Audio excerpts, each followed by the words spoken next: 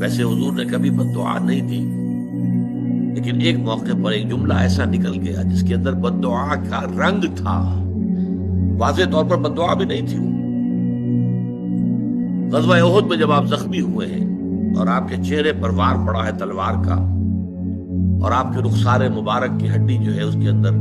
زخم ہوا، اور آپ کے 2 دانت جو ہے وہ شہید ہوئے، خود جو پہنا ہوا تھا اس کی 2 کڑیاں آپ کی اس ہڈی کے اندر، رخسار کی ہڈی کے اندر گھس گئی۔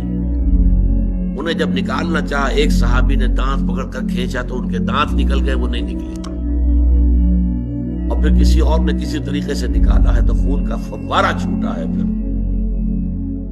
اس پر حضور کی زبان مبارک سے الفاظ نکل گئے، کیف یہد اللہ قوما خضبوا وجہ نبیہم بالدم، اللہ اس قوم کو کیسے ہدایت دے گا جس نے اپنے نبی کے چہرے کو خون سے رنگین کر دیا۔ فوراً آیت اتر آئی، لیس لک من الامر من شیء، لیس لک من الامر شیء، اے نبی آپ کے پاس اختیار کوئی نہیں ہے، اما یعذبہم، اللہ چاہے گا تو انہیں عذاب دے گا،